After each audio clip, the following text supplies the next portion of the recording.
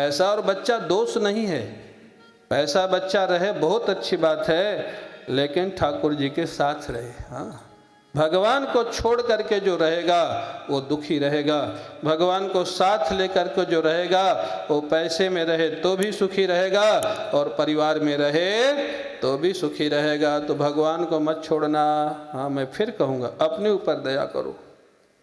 अपना साधना, एक संत बड़ी अच्छी सूत्र कहते हैं, साधना और हेल्थ दो चीज को सैक्रिफाइस करके कोई काम मत करना। साधना से आपका मन ठीक होता है और एक्सरसाइज से, जिम से, आसन प्राणायाम से आपका शरीर ठीक रहता है। मन और शरीर दोनों ठीक रखो, उसके बाद जो कुछ करना है, जिनके लिए करना है खूब करो। रिटर्न मिलेगा तो भी खुश रहोगे और रिटर्न नहीं मिलेगा तो भी खुश रहोगे। लेकिन जब साधना को सैक्रिफाइस करोगे, हेल्थ को सैक्रिफाइस करोगे और रिटर्न नहीं मिलेगा, तब वो शॉकिंग हो जाएगा। हाँ, तब वो तकलीफ देगा। तो कितने अच्छे सूत्र मिले आज। एक तो कुछ समय अपने लिए रखो, रोज 1 घंटा 2 घंटा, और साधना और हेल्थ को सैक्रिफाइस करके कुछ मत करना। हाँ, तभी सुखी रहोगे। महाराज उसने फल नहीं खाया, बहन को बच्चा ले लिया, पैसा दे दिया, फल खिला दिया गैया को, 9 महीने के बाद कह दिया मेरे को बच्चा हुआ। बड़ा उत्सव मनाया गया, बड़ी मुश्किल से बच्चा हुआ था। नाम रखने का समय आया, आत्मदेव ने सोचा मैं इसका नाम रखूंगा ब्रह्मदेव। धुंधली झगड़ पड़ी, मेरा बेटा नाम आप कैसे रखेंगे, मैं रखूंगी, भाई तू ही रख दे। बोले मेरा नाम धुंधली तो मेरे बेटे का नाम धुंधकारी, मेरे अल्फाबेट पे रहेगा ना। हाँ, ये परंपरा चल पड़ी। माता पिता का नाम, बेटा बेटी का नाम एक ही अल्फाबेट पे रखने की जो परंपरा है ना, ये परंपरा सनातन परंपरा नहीं है, ये धुंधली परंपरा है। एक ही अल्फाबेट पे नाम रखना मना है सनातन धर्म में। जानते हो क्यों मना? लॉजिक है उसका। अगर एक ही राशि पे सबके नाम होंगे, आपका कोई दुश्मन है, कभी उसको चिढ़ आ गई, कोई अनुष्ठान आपके खिलाफ बैठा दिया, तो सारे लोगों पर एक साथ दुख आ जाएगा, क्योंकि राशि एक है, नाम एक है। इसलिए आप देखेंगे आपके 1-2 जनरेशन पहले के जो भाई बहन होते थे ना, एक ही अल्फाबेट पे किसी के नाम नहीं होते थे। और पत्री का नाम अलग होता था और बुलाने का नाम अलग होता था, जिससे किसी को रियल राशि पता ही ना लगे। इसके वास्तव में राशि और नक्षत्र क्या है वो पत्री में होता था, बुलाने का नाम अलग होता था। ये सारी संस्कृति है अपनी सनातन संस्कृति। लेकिन आजकल एजुकेशन के अभाव में सब नया नया कल्चर, आजकल तो 25वां गुरु गूगल गुरु हो गया, जो चाहिए गूगल से निकाल लो। हाँ, जब कोई गुरु ना मिले तो गूगल गुरु तो है ही है। नाम भी गूगल से निकालते हैं, अजीबो गरीब नाम निकालते हैं, कोई उसका मीनिंग नहीं होता। कोई फ्रेंच है, कोई जर्मन है, कोई कुछ है, कोई कुछ है। फिर भी आप कथा सुन रहे हो तो थोड़ा इनका ध्यान रखो। महाराज उसका नाम धुंधकारी रख दिया गया। अब चमत्कार क्या हुआ, अब गैया को फल खिला दिया था, महात्मा की शक्ति थी। 2 महीने बाद गैया के गर्भ से मनुष्य का बालक। अब तो गांव में शोर मच गया, देखो भगवान देते हैं तो छप्पड़ फाड़ के देते हैं। पहले पत्नी को ही बच्चा नहीं हो रहा था, अब गैया को भी बच्चा हो रहा है। ये भगवान की लीला, भगवान की लीला थी या उनकी लीला थी, तो कोई समझ नहीं रहा था। अब उसके बाद महाराज उस जो गैया का बच्चा था, उसके कान बड़े बड़े थे, उसका नाम रख दिया गया गोकर्ण। दोनों बड़े होने लग गए। धुंधकारी महादुष्ट निकला और गोकर्ण महान भक्त निकले महाराज। धुंधकारी जब बड़ा हुआ, शराब पीता था, दुराचार करता था, जुआ खेलता था, किडनैपिंग करता था, लोगों के घरों में आग लगा देता था, रोज शिकायत आती थी। और जवान हो गया, सारा पैसा खत्म कर दिया, जितना कमाया था आत्मदेव ने सब खत्म कर दिया। एक दिन पिताजी को लाठी लेके बोला और पैसा दो मेरे को। बोले सारा तो खत्म कर दिया, कहाँ से दे? बोले दो नहीं तो डंडे से पिटाई करूँगा। आत्मदेव को वैराग्य हुआ। जिस बच्चे के लिए मैं अपने जीवन परित्याग करने को तैयार था, सुसाइड कर रहा था, वो बच्चा आज मेरे को लाठी से मारने को तैयार है। वैराग्य हो गया, क्या करूँगा ऐसे परिवार का। गोकर्ण से पूछा क्या मेरा अभी भी उद्धार हो सकता है? गोकर्ण जी ने कहा पिताजी, क्या किसी माँ का दरवाज़ा अपने बच्चे के लिए कभी बंद होता है? भगवान माता पिता हैं संसार के, किसी भी एज में आप भजन चालू कर दो भगवान स्वीकार कर लेते। क्या करूं गोकर्ण? बोले पहले तो इस घर को छोड़ दो जहां ये दुष्ट आत्मा रहते। कहाँ जाऊं? बोले वृंदावन जाओ। वृंदावन जा कर के संतों का सत्संग करो, ब्रजवासियों की भिक्षा मांग के खाओ, राधे श्याम का जप करो, भागवत के 10वें स्कंद का पाठ करो। यही बताया। गोकर्ण की बात सुनकर के आत्मदेव चले गए वृंदावन और भगवान का भजन करते हुए भगवान को प्राप्त हो गए। बोलिए भक्तवत्सल भगवान की। अब महाराज आत्मदेव तो चले गए, घर में कौन बचे? गोकर्ण जी तीर्थ यात्रा में चले गए। अब माँ बेटी धुंधकारी और धुंधली एक ही अल्फाबेट वाले बचे। अब धुंधकारी तो रोज शराब पीना उसका रोज का काम था, जुआ खेलना, शराब पीना।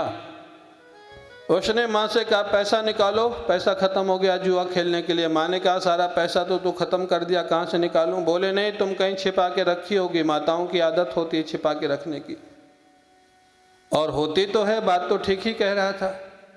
जब नोटबंदी हुई तब पता लगा सबको कि माताएं भी छिपा के रखती हैं पैसा। अच्छा निकला था कि नहीं निकला था? कुछ ना कुछ तो निकला ही होगा ना। क्यों आदर्श निकला था? ये तो कह रही बहुत निकला था। तो महाराज अच्छे काम के लिए रखती हैं, कभी जरूरत पड़े घर परिवार में पति को, उसके लिए रखती हैं, लेकिन रखती तो हैं। उन्होंने कहा निकाल पैसा, नहीं मारूंगा, जलती हुई लकड़ी से मारूंगा। माँ को इतना कष्ट हुआ, रात्रि के अंधेरे में गई, कुएं में कूद करके आत्महत्या कर लिया। अब धुंधकारी अकेला बचा, 5 बाजारू औरतों को ले आया। रोज शराब पीता था, जुआ खेलता था, सारे दुष्कर्म करता था। और वो 5 बाजारू औरतों ने सोचा ये रोज डाका डालता है, किसी न किसी दिन पकड़ा जाएगा, और ये पकड़ा जाएगा तो हम भी पकड़ी जाएंगी, हम भी जेल जाएंगी। अच्छा इसको मार डालो और इसके पैसे लेके भाग चलो। एक दिन जब वो शराब पी करके आया रात्रि में, 5 जो बाजारू औरतें थीं उसको महाराज रस्सियों से पलंग में बांध दिया, हाथ पैर बांध दिए, गला बांध दिया, गला दबा के मारने लग गई। वो मरे नहीं, दुष्ट आदमी जल्दी मरता भी नहीं। वो मरे नहीं।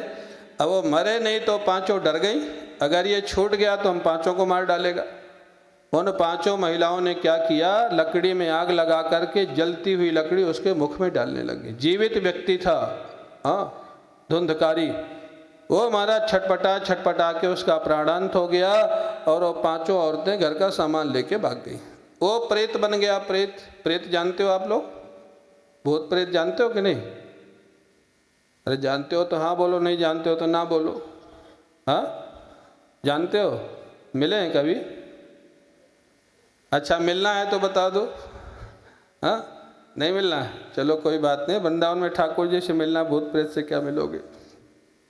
भूत प्रेत माने दुखी आत्मा, जो पाप के कारण न तो पशु पक्षी बनते हैं, न देवता बनते हैं, न मनुष्य बनते हैं, सूक्ष्म शरीर से दुखी घूमते रहते हैं। भूत प्रेत की यातना क्या है? भोजन सामने रखा होगा वो खा नहीं सकते, पानी सामने रखा होगा वो पी नहीं सकते, प्यासे होंगे लेकिन पानी पी नहीं सकते, भूखे होंगे भोजन कर, ये उनकी यातना है, ये उनका दंड है। वो धुंधकारी प्रेत बन गया। गोकर्ण जी को जब पता लगा, गया में पिंडदान किया, लौट के आए तो महाराज डराने लग गया।